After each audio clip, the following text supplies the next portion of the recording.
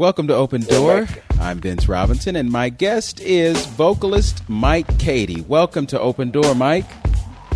Hi, how you doing, Vince? I'm doing Wonderful well. to be here with you. Yeah, it's good to have you here with me, man. And, you know, I always start these shows reflecting on how I know folks. And I have known of you for some time, but just recently we had our first opportunity to actually do something together, and it was a most wonderful occasion. So I want to thank you right off the top for what happened on that day when we did Red Clay.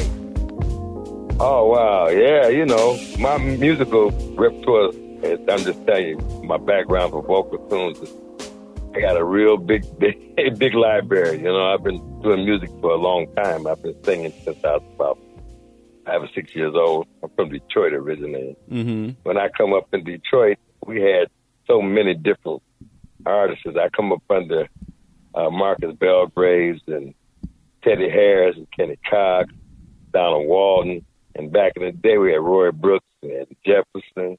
I mean, it goes King Pleasures. And then we used to go to Toledo, to Rusty's, and Murphy's with Claude Black.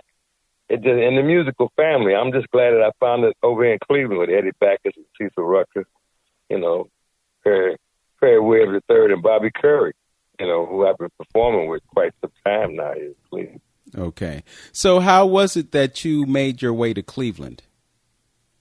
Well, my day job, I'm a horse whisperer by profession. I've been training racehorses since I was about 12, 13 years old. And my job closed down over in Michigan. So we came to Ohio. Not that I didn't know a lot of people from Ohio from the horse game, because we used to go from Detroit to Miami in the winter or New Orleans. And it was the same way with Cleveland. They would come to Florida in the wintertime. So we all kind of travel the same circuit. You know, that's the horse business racetrack, you know, casino gambling and things. Mm-hmm. So it's like a big big family of us. We go from one track to the other. It's a way of life, okay? Yeah, back in the day, a lot of us were horse whisperers and concrete cowboys. A lot of black horsemen, for real, and they're very, very good with it. They know the business inside out, yeah. Okay, so for those who don't know, explain what a horse whisperer is and does. Well, we use animal magnitude communication. We get into the heads, and they love us. Horses are very smart. If you come out to the track, you'll come and see us handling, and you'll see what we do with them. I mean, you know, and this is something that we've been doing for a long time. I mean, you know, and they try, and it's not as popular as it used to be, but it still exists. You know, we're trying to keep it going. Yeah, horse racing, and especially here in Ohio. Yes, we're trying to keep it going. Okay. Like any other state. Mm-hmm. Okay. And how did you acquire the skill of horse whispering? Well, you start off from the ground up. In Detroit, we, you know, back in the day, if you had guardian, they give us work permits. Board of Education take you out, and, you know, people would teach you different trades, you know. You wanted to be a carpenter or a horseman or a golfer. Those days are gone. You know, they taught you skills that they should bring them back in schools now, you know, shop classes, things like that. People working with their hands and learn how to work skills, you know, so they can survive out here in the world. Well, horsemen were like that, too. They used to travel from one track to the other. It's carnivalistic, but you see the casinos and the horses go together. You know, if you know Jack's Casino and Mahoney Valley and MGM, you know, all those tracks got horse racing or harness race, you know. And the same thing with any other state. You know, you can go to Cincinnati, you can go to Kentucky, you know, Florida, you know, Jersey. You know, all of them have a horse system. You know, horse whispers horsemen from the racetrack. We come up breaking horses as a kid. You just get into the heads, and they're amazing. You'd be surprised with horses. No, they're very smart animals. Mm-hmm. In fact, they teach us. Yes. Mm-hmm. You know, I don't. I'm sorry. Go ahead. Mm-hmm. No, it's just it's a way of life with us. Of course, you know, we one big happy family. Us racetrackers. We love each other, and we go all over the country from one track to the other. You know, making sure the business is right. Yeah. We the behind the scene guy. Right. So I'm just trying to understand how, when you talk about a city like Detroit, it's a sprawling metropolis. So you don't necessarily equate horses and Detroit. So how was it that you were able to connect with horses in that type of a situation? Well, the state of Michigan, we used to have horse racing in Michigan. We should have it right now. We still should be running over there. But, the politics and the governors and things, they changed the programs and sent a lot of us out of the state. Back in the day, Michigan, Chicago, and New York were 1, 2, 3 in the business as far as horse racing. That was just right in Kentucky, all the states. Just like anything, like music. You had your stacks, you got the Chitlin Struts, you got your, you go from your Aretha Franklin to your Al Jarreau. You go from, to Ray Charles to B.B. King. And same thing with horses. You got Big Horse Secretariat and Seattle Slew, and come up with a lot of champions, So, yeah, you have to be into the business to understand it. You follow horses like the athletes, just like we follow any other sport. Football, basketball, baseball. You got your top-notch horses. Like they're getting ready to have the Apple Blossom with some horses that make money, and you should see them. They're beautiful, and you can just get into the horse game. If you watch the Apple Blossom this week, it's coming up, and we're getting ready to have the Derby May the 5th, and that's going to be wide open. So there's a lot to do. Okay. Lot to do. A few years back, I don't know if you know this about me, but I used to have a two-city life. I owned a home in Detroit, and I was living here in Cleveland. I was working my job in Cleveland, but I was also going back and forth to Detroit like every other weekend. And same thing with me. Yeah. And I actually made the trek to Mackinac Island a few times. Okay. And the last time I was there, I actually did ride a horse, but, it was one of those where, you're sitting on the horse and basically the horse is in a line with other horses, and you ain't Controlling the horse. The horse is used to taking that path, and, but it's really interesting how, just the way that you hold the reins tells the horse whether or not you know what you're doing. Exactly. And it becomes, once you learn how to ride and really know what you're doing, yeah, you'd be like, oh, God, it's like sitting in a Cadillac.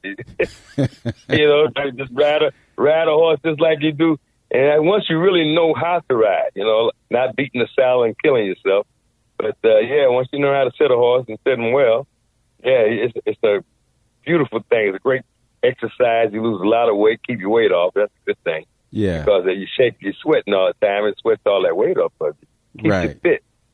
And it really keeps you vital. Yes. And I think you have to have really good strength in the inner part of your thighs. Well, that's true. Once you keep riding, you're going to tighten up. The queen rides every day. They go out and ride their horses every morning, before they have breakfast sometime. They go out and ride. And that's good exercise. It's like you going to the gym, Mm-hmm. Horseback riding. It's a good way of losing weight and keeping yourself fit, keep your heart pumping. Okay. Beautiful. For real. It's a real good exercise. Keeps you vital.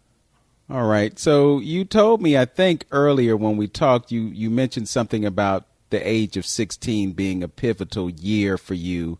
Talk about 16 and your relationship to what you were doing then. Well, I left home at 14, jumped on a horse because I started off. Well, what happened when we was coming up my paper route, I had 385 customers. And one of my customers was a horse trainer. And he was a sharp. He was a guy that did everything. Shot craps, made dice. But he was a great horse trainer for Helen Rother. Her daughter was going to school in Michigan to become a doctor. And they come from across the water. And he was a horse trainer. He could do anything with horses. He knew inside out how to feet, legs, back end. He watched horses all the time. So he used to watch us play baseball and stuff up on the playground at school. And he come home, we call the old folks, hey, Pops, this guy's sliding into first base. What is he doing? Tell him he can't do that. Yeah, you can't do that if you're playing ball. So one day he asked us how much money were we making on the paper route. $12.50, man. At that time, like in the 60s, that was a lot of money for a kid, you know. So he said to us, how much would you think about coming to work for me? We're doing what? You know, ain't no hanky-pankies and all. And take you out to the track and teach you how to walk horses. What do you mean, walk horses? How much they paying? $35 a week. $35 a week from 12. Man, when we start, that's what we saying all about. It must have been 30 of us kids.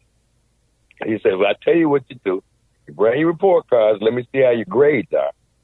If you got A's and B's, I can try to get a work permit for you and take you out there. I was one of them that had A's and B's. Now, out of the 30 of us, although we went out there, don't get me wrong, we were scared to death of these horses because they were 2-year-old, wild, crazy, you know, and they was teaching us from the ground up. They know we were green horses and green man. And the old timers would laugh at us, and they did all kinds of things, all kinds of tricks to us, man, I'm telling you. But it was a way of life on the backside, you know, being on the racetrack, learning. And, man, the first year I made, like I said, I was making $35 a week when I was 14, 15. The next year I made $50. The next year I made $150. My fourth year I was making $1,500 because I knew what I was doing. You see what I'm saying? Mm-hmm. So you learn the business, and I'm telling you, it's agriculture. It's like farm work because back in the day, slaves were the jockeys at that time. Slavery, if you go back in the hundreds, you know, they went from slaves to the white man, now to the Latinos. Okay, the game has changed over, and the Latins have taken over, just like baseball and boxing, with all the sports that we've dominated over the years. We just got new people taking over now. So it still exists, and it's a wonderful art, you know. And I love the jock thing. The Latino people have always treated me well. You know, I've had no problem with working with anyone, you know, especially with horses, because everybody got a feel for them. And this is something that you're still doing. Yes. I've been doing it since 1962, 63. And now I'm 71 years old now. Still working. Yeah, still messing with it. Okay, and music. That's two things I like. Okay. Well, we're going to talk about your music, but I just wanted to kind of lay a foundation for who you are. So you're 71 years old. You're still horse whispering, and you're doing it locally. Sure. Yes, I can handle horses completely. We do everything with them. Yeah. Okay. For real. All right. Okay, well, why don't we do this? We'll take a break, and then when we come back, we're going to talk about your entry into the world of music, because I'm kind of sensing that there was some concurrency involved in this. You were training horses, or whispering horses, but you had an interest in music. So when we come back, we're going to pick up from there. You're listening to Open Door with Vince Robinson right here on 95.9 FM WOVU, a Burton Bell Car community radio station. What can you do in the battle against COVID-19? Your first task, wear a mask, protect yourself and others. Armor up, armor up. Give those hands a 20-second shower with soap and water. Armor up, armor up. Give others space 6 feet just in case. Armor up, armor up. Get good nutrition, ingest for digestion. Armor up, armor up. Vitamin C, D3, and more. Armor up, armor up. Elderberries, zinc, and echinacea from the store. Armor up, armor up. Get some fresh air. Go climb some stairs. Armor up, armor up. Let go of stress. Make sure you rest. Armor up, armor up. Your breath is the key to life. Strengthen your immune system, follow the guidelines, and win the battle against COVID-19. Armor up, armor up. We're back on Open Door with Vince Robinson, and my guest is vocalist and horse whisperer, Mike Cady. Mike, before we took the break, we were just talking about your career as a horse whisperer, and I wanted to segue into your life as a vocalist. So, how did singing start for you? Well, you know, in my family, my mother was a great entertainer. My mother was Susie Garrett on Punky Brewster. And my mother's baby sister's Marla Gibbs, Florence and Mays at Jefferson, 227. But in Detroit, my folks were musicians. My uncle played with Count Basie's band. My aunts and them, they worked the Garfield Lounge, the Flame Show Bar. And we had bars like we had cars in Detroit back in those days. And we had live music because most of the venues. I was raised around Aretha Franklin and the Clark sisters, and it goes on and on. I can tell you how many. I can't tell you how many stories. We'd be here all night with stories from Detroit and the chitlins and my folks playing. You know, from Mattie Mae Clark with C.L. Franklin to Papa Jones and Sweet Daddy Grace, the Father Divine. We always gospel, you know, come up in the street. And my folks, they was very religious, but you know, then you had them blues, you know, and then you had the jazz singers. We had Washboard Willie, you know, playing the washboards, and so many great musicians come out of Detroit, you know, the Joneses, and I can go on. Earl McKinney, we had Kenny Cox, we had, oh my goodness, Teddy Harris. I mean, you know, Barry Harris, a lot of the guys, Kenny Garrett, all them guys come out of Detroit.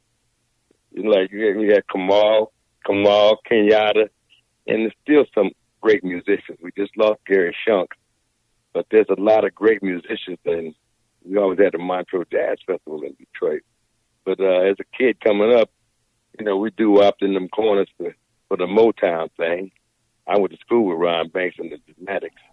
And my cousin, Chucky Stone Jones, who just passed away, was the director for the Dramatics with L.J. Reynolds, you know. But I come up doing rock and roll and R&B, and the jazz chops came in because my mom didn't play nothing but jazz, you know. So it came kind of naturally for us to be able to do the jazz things because they was always coming to our house for Sunday dinner. I met Dinah Washington and Brooke Benton and all those people used to come to our house for dinner, you know, Nat King Cole, Ike Freddie, all of them. They always passed through Gene Harmon. A lot of people that came to our house because my folks were entertainers.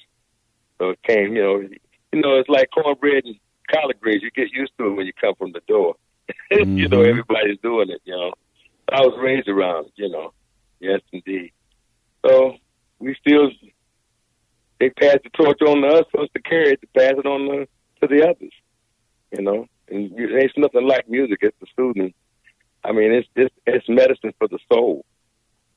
You know, we can go on. Mm-hmm. So your connection with jazz, would you attribute that primarily to your mother, or was it just because you were exposed to so many musicians who were in the genre? As well, both ways. My mom and exposed to great musicians. You know, we had I had teachers like I say, Hal McKinney and Marcus Belgrade. We used to have schools in Detroit. I ended up with Bebop Society with the Teddy Harris and his big band, and but they had so many great singers. We had Harvey Thompson, we had Ramona Collins, we got Renee King Jackson, Rob Jones. I mean, it goes on. Roger Tucker. Oh, it's so many of them. We got Audrey Northington, Bill Myers, Cliff Noir. They got so many still in Detroit. Marion Hayden, you know, Galen McKinney. There's so many of them. Eileen Orr. I can go on and on, straight ahead. And we got so many local talents in Detroit. And the same thing over here in Cleveland. There's a lot of great artists. Some of them haven't even been discovered. You know what I mean? You know, it's a lot of people got talent. It's just never been discovered. Then there's got something that's been discovered, and the talent is not, you know, it can go either way. You know, it depends on what you're doing. Yeah. For the love of music. Right. Well, I had the good fortune to meet Galen McKinney, and she did speak of her father. And the same weekend, I also met Marion Hayden. Oh, God, yeah. Yeah, you may not know this about me, but I have actually been covering the Detroit Jazz Festival since 1991. Wow, you know what I'm talking about. You've been some of those occasions, yeah. Oh, yeah. I mean, I've seen Barry Harris. I've seen Marcus Belgrave. Sure. You know, I've seen Marion Hayden several times. Oh, God, yeah. So, yeah. So have you ever had the privilege of performing during that jazz festival? Oh, yeah. Like I said, I worked with Teddy Harris, Bebop Society.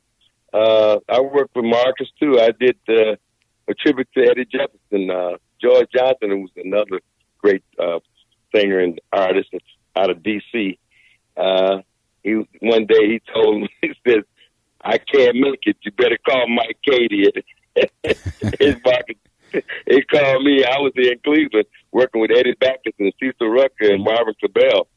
And I told them, I said, I got to go home and do this thing for Eddie Jefferson. They was like, they called the right one because over here, I mean, we did the Wolf Den on Fridays here.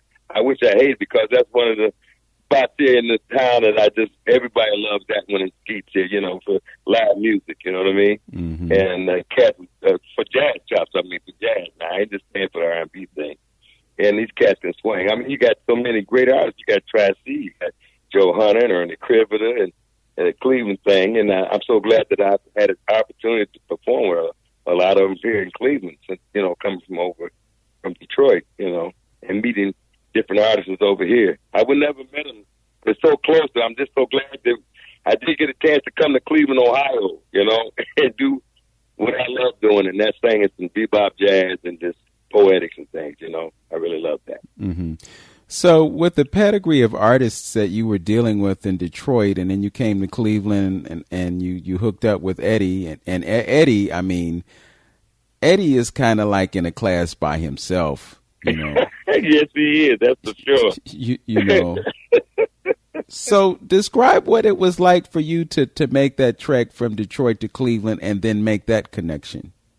Well, see, I had been swinging so hard in downtown Detroit.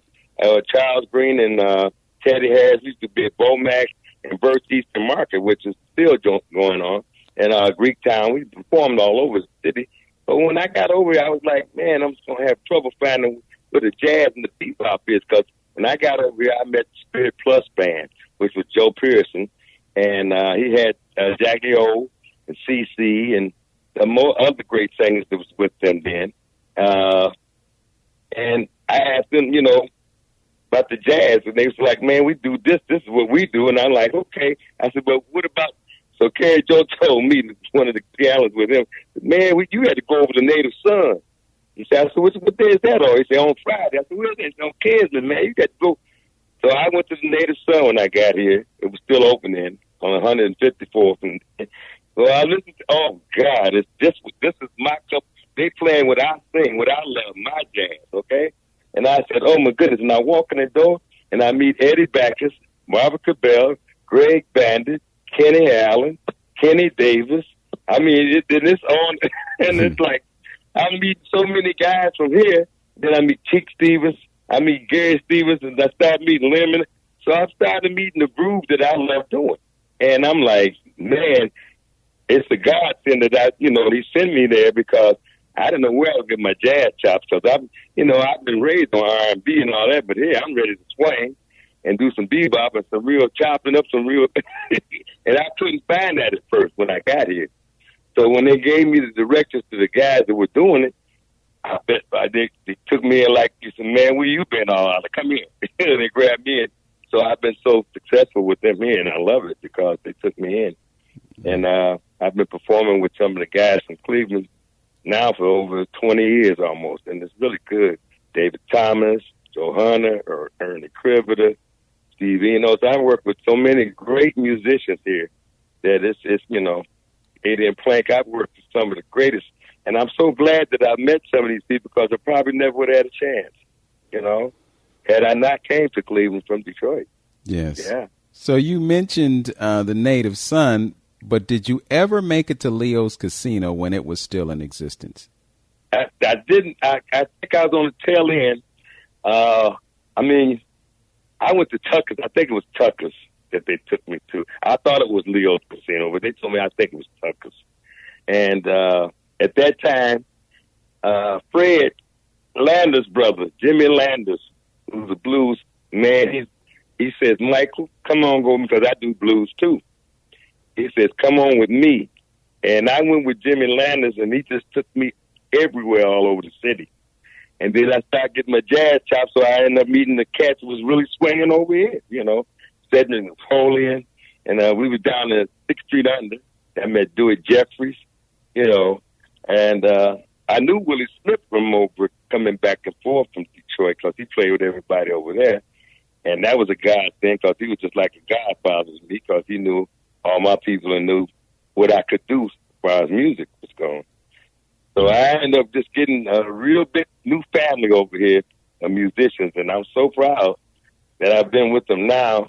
And I wish COVID, this thing hadn't started like it is, because we got so much talent, so much music here in Cleveland. I'm just glad to be part of it. Mm. So, have you ever done anything with the fabulous Miss Shirley Cook? Oh, God, yeah, and that's another one. I meant to say that. I should have said that before. Shirley Cook was the one, took me all over Cleveland. She said, come here, Mike, let me show you. This is their town, and she has been fab. Vanessa Rubin, Evelyn Wright. Oh, my God. They have been a godsend for me, because I didn't know where I was going to find the type of music that I love singing, and they do it all. And that just, I'm like a kid in the candy store, because I met the right people here, and that was by chance to play and do the same music that I love doing. Mm-hmm. And they can swing. I mean, I really love them, you know. Yeah. Yeah. I put them up against anybody. Evelyn Wright, Shirley Cook, and Vanessa Rubin, the three of them.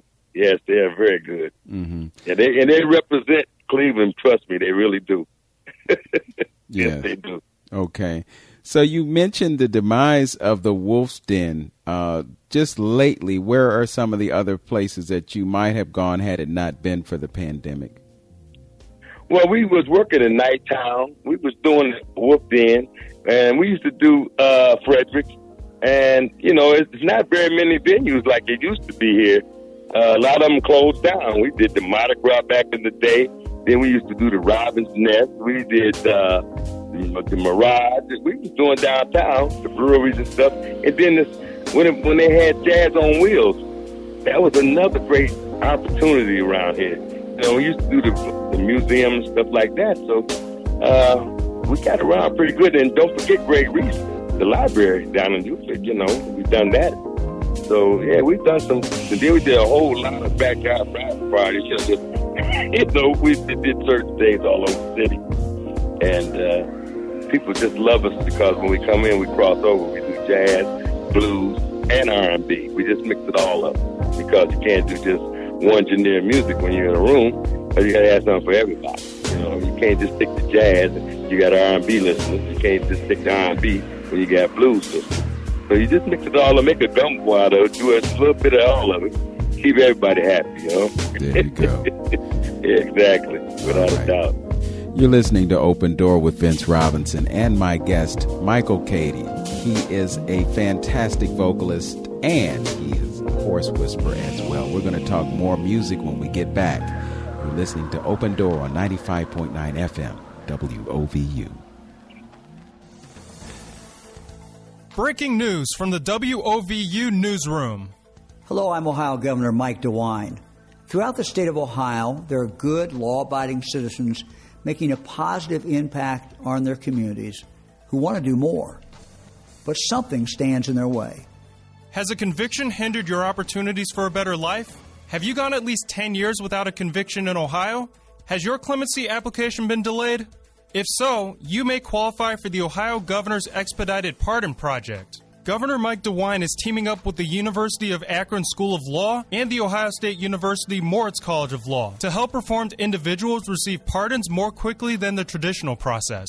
You can find more information about the project and learn how to submit a free application at ohioexpeditedpardon.org or governor.ohio.gov.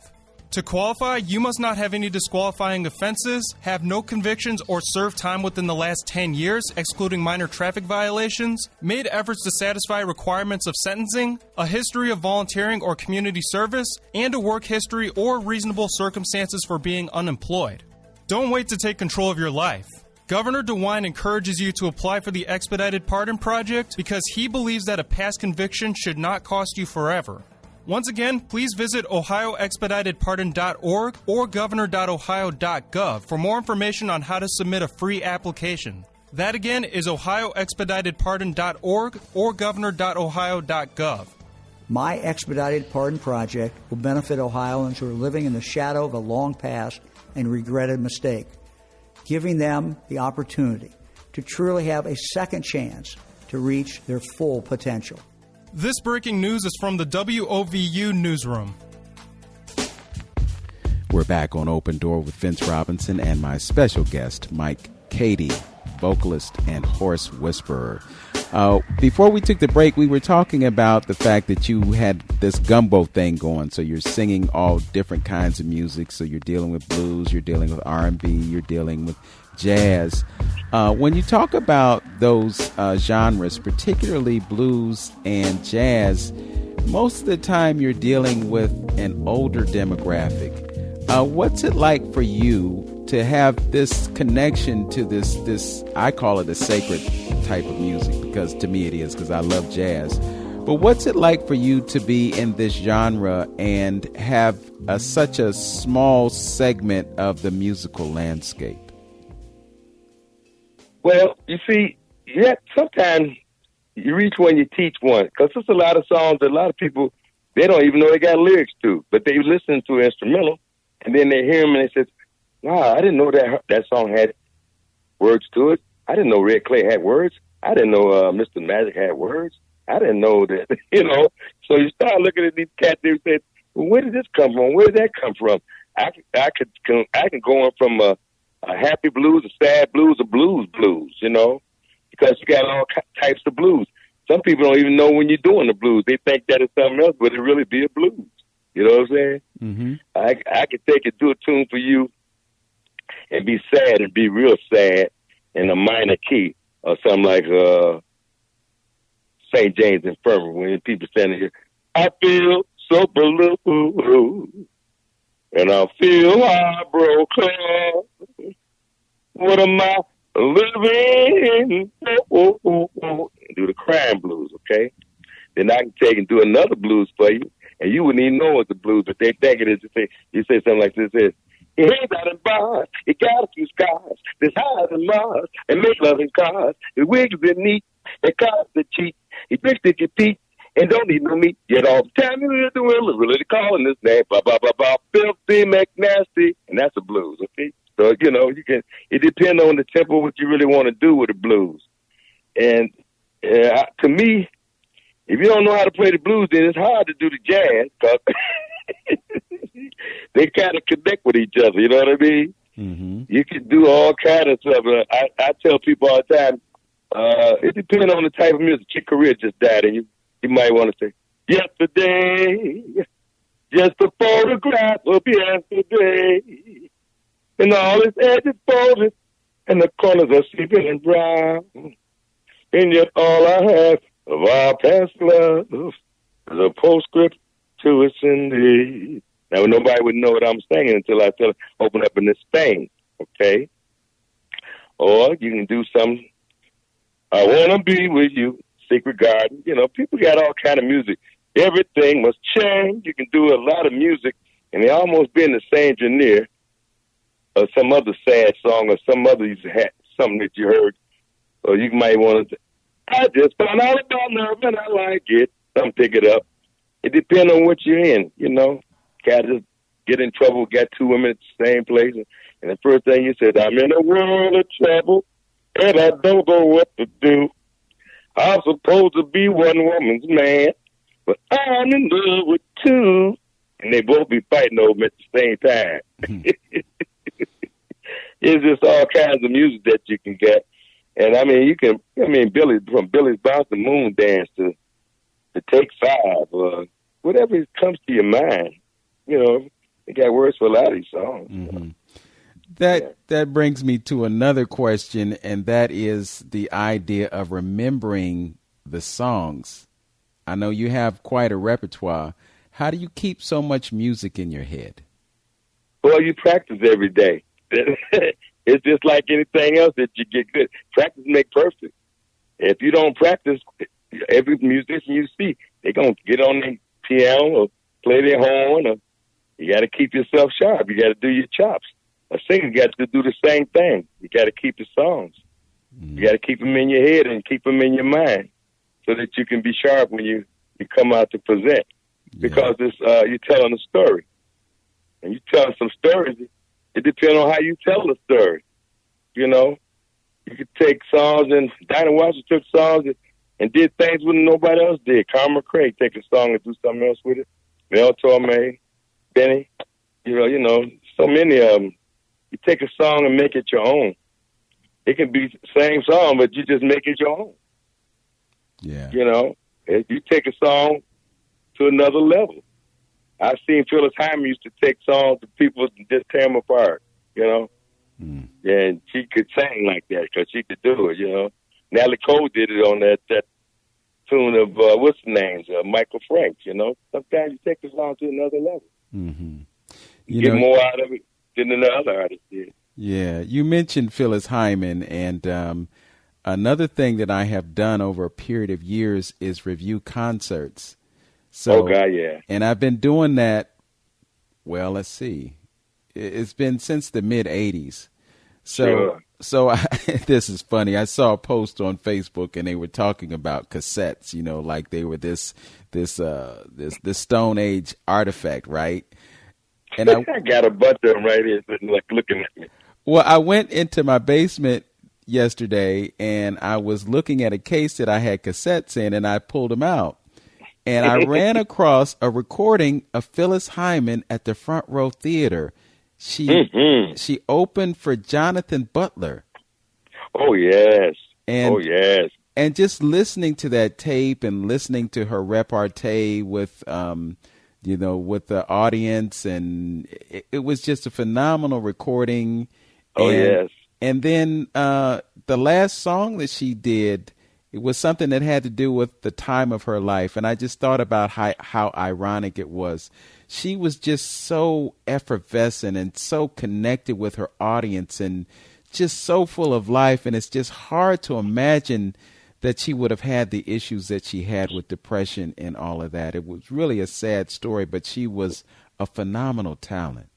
Like Pagliacci did, she had to keep her sadness hid. And people don't realize that a lot of times the artists be out there performing his heart out and be a whole lot of things wrong.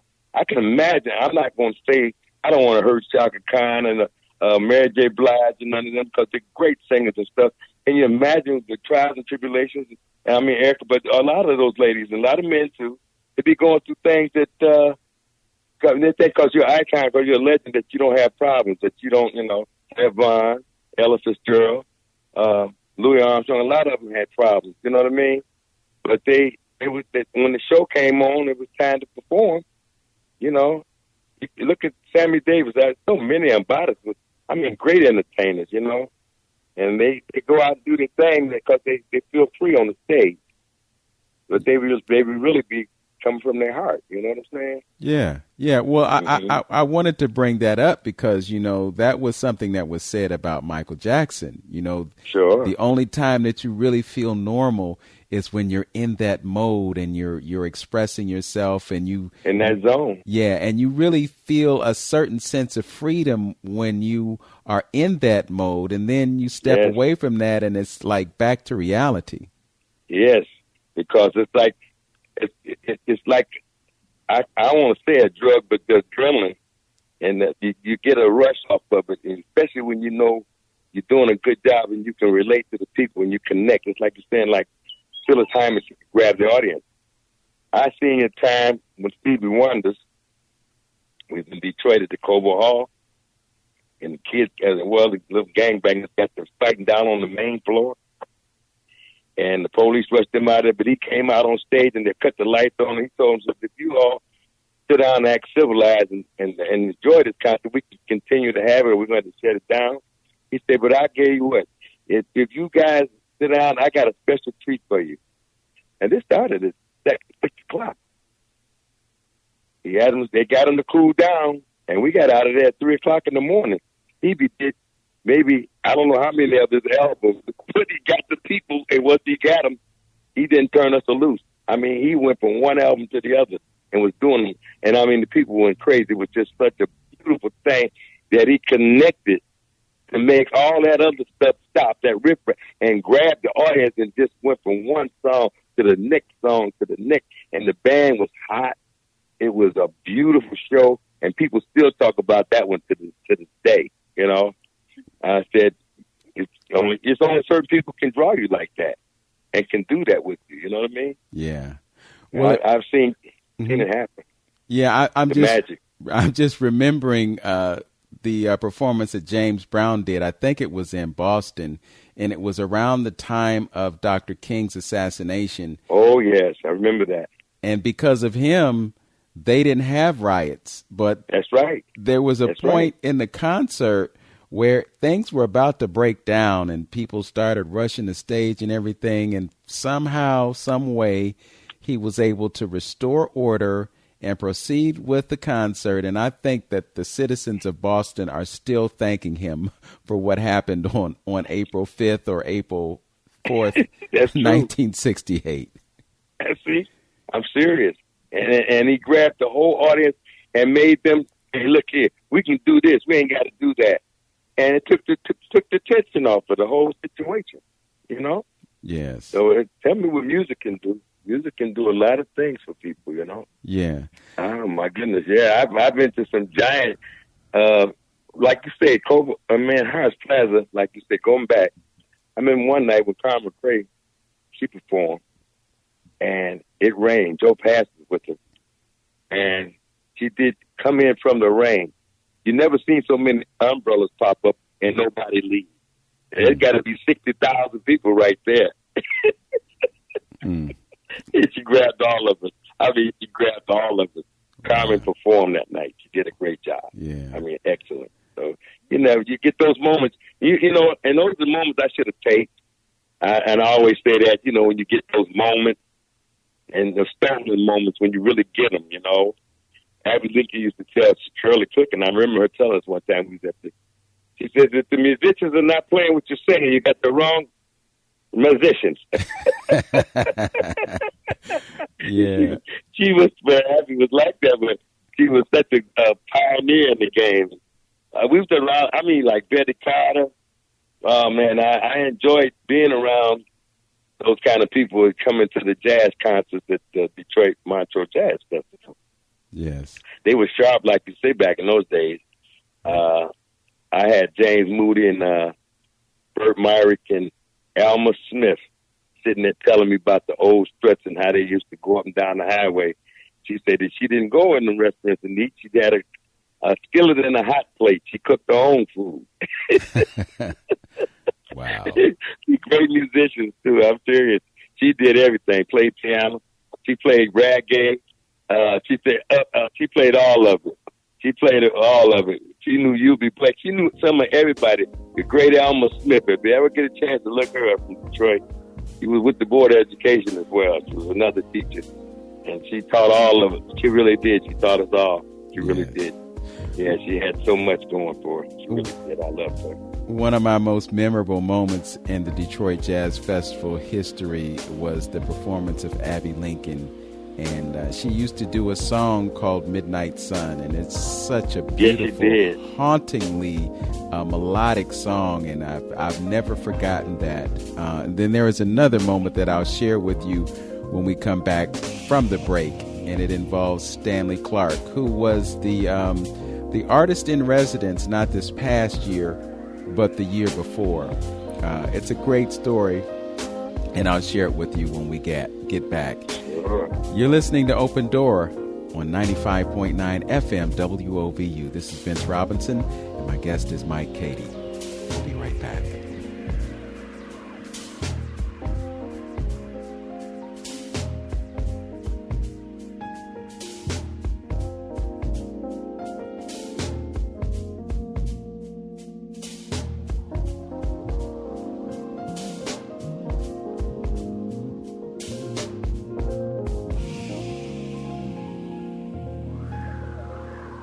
WOVU 95.9 FM and the Cuyahoga County Board of Health wants you to do your part and help all of us stay safe from the threat of COVID-19. The best protection against COVID-19 is to wear a mask, avoid crowds, stay 6 feet apart from others, wash your hands often, and get the vaccine when you are able. To learn more information about the COVID-19 vaccine and how to register when it's your turn, visit the Cuyahoga County Board of Health website at ccbh.net. That's ccbh.net. Do your part because we're all in this together. This message is brought to you by the Cuyahoga County Board of Health and WOVU 95.9 FM, Burton Bell Carr Community Radio.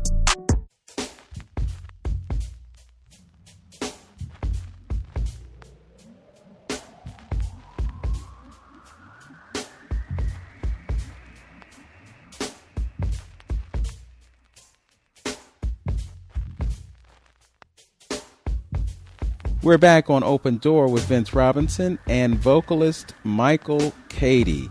I promised to share a story with you about Detroit, and it involves Stanley Clarke. So there were two occasions that Stanley Clarke had been scheduled to perform. And the first one, a storm came out of nowhere.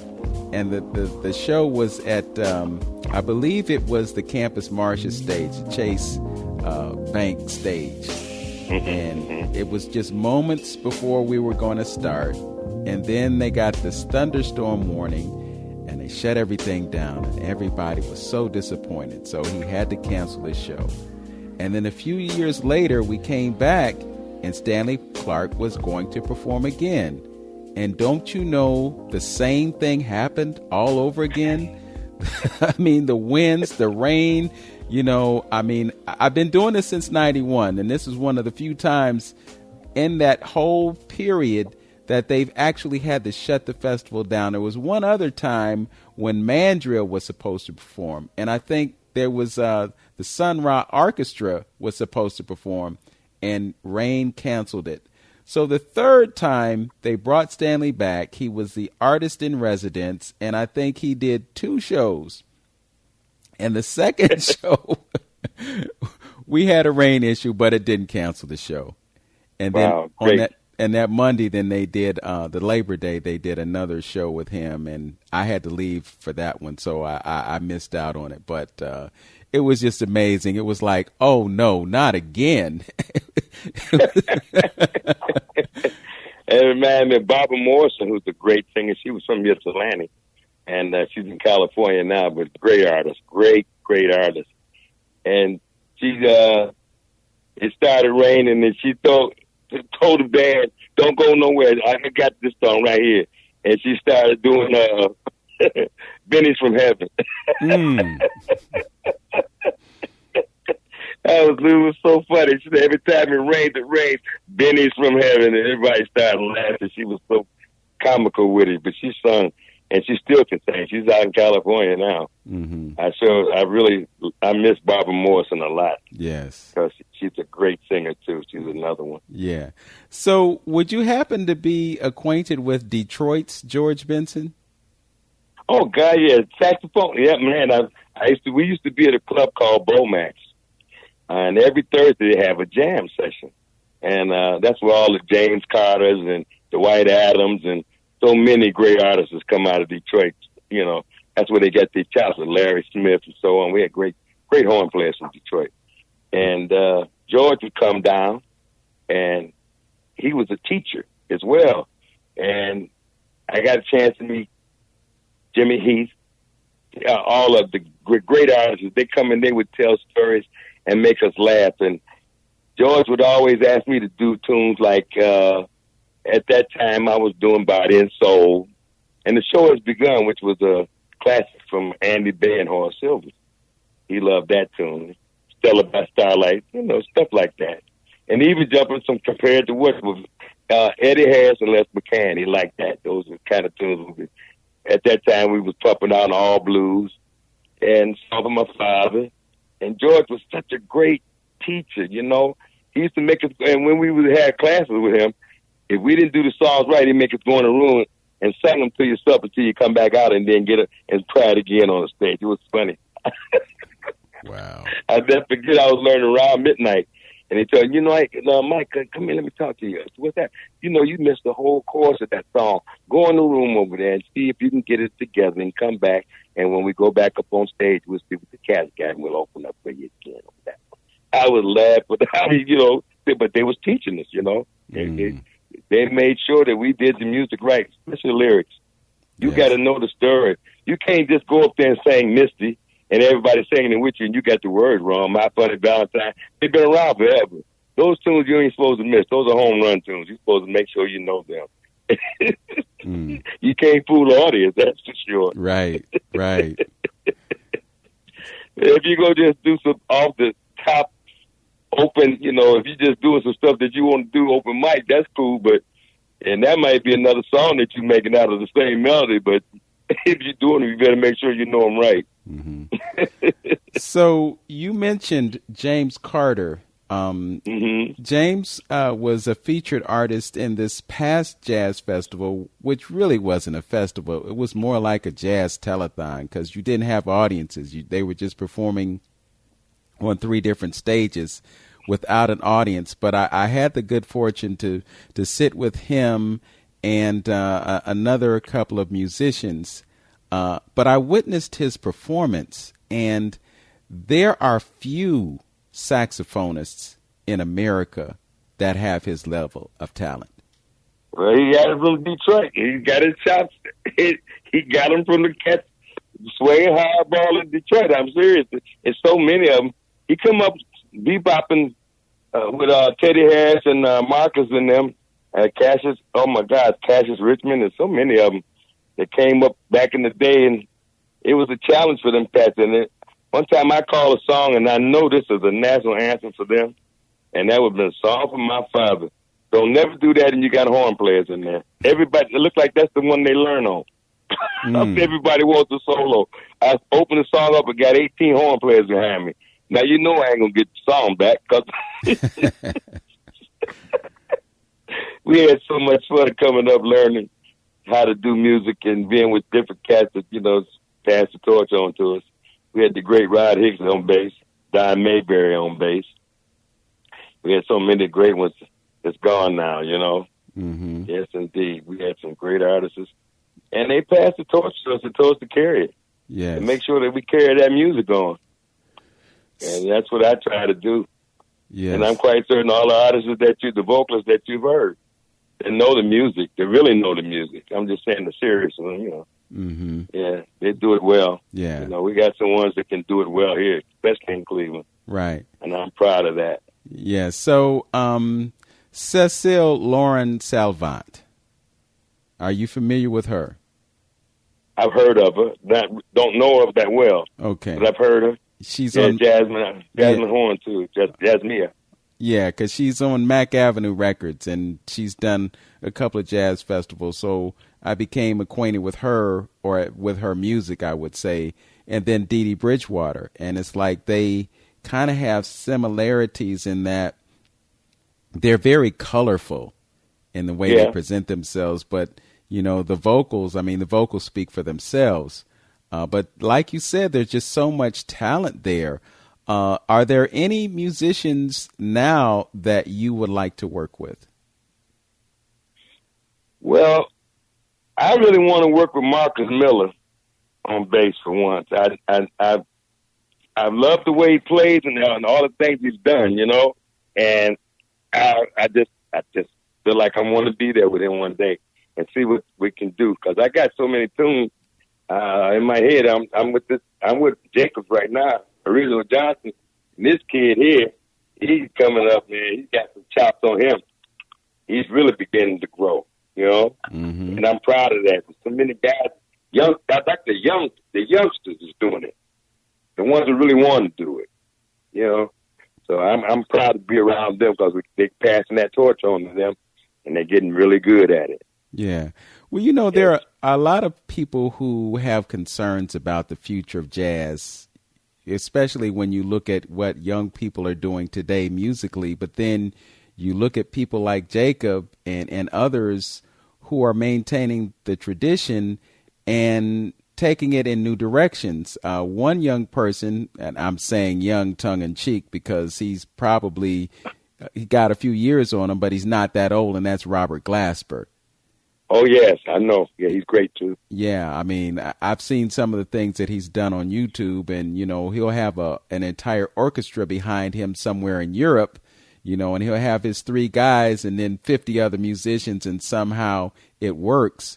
But then you look at somebody like Kamasi Washington, same thing, Yes. So yes. I'm not worried about the future of jazz. I'm actually kind of excited, and I'll be honest with you. I would rather work with young people who are open to doing things differently sometimes than working with old cats that are stuck in their ways. It's right. I'm with you. I like that. I had a chance to work with Terrence Blanchard, and he's so creative. You know what I mean? Mm-hmm. He takes it to another level whatever I wanted to do, he just took it and said, Michael, how about let's do this like this here. I want to change it. How about that? And I said, man, I love that. Oh my goodness, that's even better. So he was showing me things, tunes that I could do. He gave me some blues that I could bossa nova, and I had never done before, like, You Don't Know What Love Is. And then I got a chance to do So What with the Miles solo with him, the way it's really supposed to be done. And it's very people don't know how to change with the modulations and do that tune like with Miles solo. It's complicated. You have to know the tune because a lot of these guys they only know how to play So What one way. That's it. They're so used to doing it one way, they don't know how to do they don't know the solo to follow it. The Miles solo for real. Mm-hmm. And Terrence just, oh my God, I mean, oh man. Okay. So you have a recording. You want to tell us about it? Yeah, I got a new CD out called Twice as Nice. And it's got 10 songs on it. But it's basically, it's nothing that's covered. I didn't put my originals on them yet. My next one will be on originals. But this was some tunes that I had wanted to do. And I was with some guys in Miami. And we just put some tunes together and went on and had them done, and it turned out really well. Okay. Yeah. How can folks get that CD if they're interested in it? Call this phone. I mean, it's 216-509-2346. Okay, 216-509. 2346. Yeah. 2346. Okay. Mm-hmm. Mm-hmm. All right. And you say you have plans to do another CD? Yes, I'm working with some new stuff now, and I've got some originals. As soon as I get the mechanics on it and pay for things I got to do with BMI, I'm going to put it out. It's going to be a nice one too. Okay. Some originals and some covers. Yeah. Maybe 8-9 songs on it. I haven't. How many tunes I'm going to put? I think somebody told me to put 8 on there. It'd be enough. Because I got so much music, man. I'm always in it, Yeah. Yeah. I'd like to do something with you one day. That'd be great. Yeah, I'm looking forward to it. I mean, you mentioned a few songs that I have in my belt. So, I can do My Funny Valentine. I can do Misty, some of those other tunes. I can do those songs. And so, yeah. Sure. Yeah. Those are classics there. We can do that. And we can even stretch it. Me and you can do Take 5, Everything Must Change, Secret Garden, or Spain, or Moody Mood for Love, whatever you want to do. There's so many tunes I know. I mean, Hello Like Before, so many of so many stars, Nicky's Dream, all kind of, and tribute to Johnny Goodchild Rock and Superman Love. I just kidding. We can talk you, baby, No, but there's so much music here, man. And I'm just glad, like I said, we got all kinds of classics, cover songs. We got all kind of. We can do the book, the real book, the old fake book. We can do whatever you want to do. We got a engineer for that. Well, I think we got an audience too. I got one that I want you to do for me, man. It's one that I wrote. It's called Bacon Grease. Oh, yeah. I like that Bacon Grease. I like that one. Yeah. Oh, I heard it the other day. I think I background on it, Bacon. I got to do that one with you. That would be great. Yeah. I like that. That's a good one. I would much rather you sing it than I, because I don't have the voice to do that song any justice, but I know that you could bring it alive. Mike Cady, it has been an absolute joy to have this conversation with you. This hour has flown by. So I'm just going to look forward to what we do together. If I have to open up Larchmere Arts just for me and you to do a show, I'm going to do that, because I think it would just be a fantastic. Man, we're going to have a good time too. Yes. I think it will. Yes, it would be. All right. Well, thank you for joining me on this show. And man, thank you so much for inviting me. I'm so glad that you did. Okay.